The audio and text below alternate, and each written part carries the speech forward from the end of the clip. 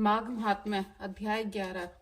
यमदूत कहने लगे कि हे वैश्य, मनुष्य को सदैव शालिग्राम की शिला में तथा वज्र या कीट चक्र में भगवान वासुदेव का पूजन करना चाहिए, क्योंकि सब पापों का नाश करने वाले, सब पुण्यों को देने वाले तथा मुक्ति प्रदान करने वाले भगवान विष्णु का इसमें वास होता है। जो मनुष्य शालिग्राम की शिला या हरिचक्र में पूजन करता है, वह अनेक मंत्रों का फल प्राप्त कर लेता है। जो फल देवताओं को निर्गुण ब्रह्मा की उपासना में मिलता है, वही फल मनुष्य को भगवान शालिग्राम का पूजन करने से यमलोक को नहीं देखने देता। भगवान को लक्ष्मी जी के पास अथवा बैकुंठ में इतना आनंद नहीं आता जितना शालिग्राम की शिला या चक्र में निवास करने से आता है। स्वर्ण कमल युक्त करोड़ों शिवलिंग के पूजन से इतना फल नहीं मिलता जितना एक दिन शालिग्राम के पूजन से मिलता है।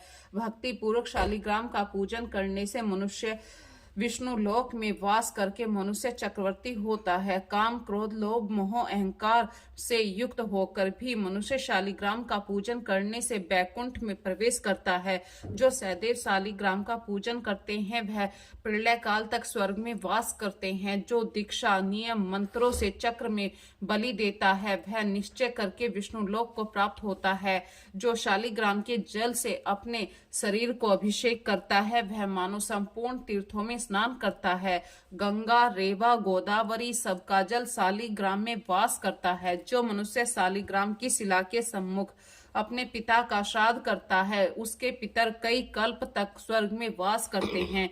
जो लोग नित्य शालिग्राम की शिला का जल पीते हैं, उनके हजारों बार पंचगव्य पीने से क्या प्रयोजन है। यदि शालिग्राम की शिला का जल पिया जाए तो सहस्त्रों तीर्थ करने से क्या लाभ। जहाँ पर शालिग्राम है, वह स्थान तीर्थ स्थान के समान ही है। वहां पर किए गए संपूर्ण दान, होम करोड़ों गुणों से फल को प्राप्त होता है। जो एक बूंद भी शालिग्राम का जल पीता है, वह माता के स्तनों का दूध पान नहीं करता, अर्थात गर्भाशय में नहीं आता। शालिग्राम शिला में जो कीड़े मकोड़े एक कोस के अंतर में मरते हैं, वह भी बैकुंठ को प्राप्त होते हैं। जो फल वन में तप करने से प्राप्त होता है, वही फल भगवान को सदैव स्मरण करने से प्राप्त होता है। मोहवश अनेक प्रकार के घोर पाप करने वाला मनुष्य भगवान को प्रणाम करने से नरक में नहीं जाता। संसार में जितने तीर्थ और पुण्य स्थान हैं, भगवान को प्रणाम करने से नरक में नहीं जाता। संसार में जितने तीर्थ और पुण्य स्थान हैं, भगवान के केवल नाम मात्र के कारण से ही प्राप्त हो जाते हैं। इस प्रकार माघ मास महात्म्य का अध्याय 11 समाप्त हुआ।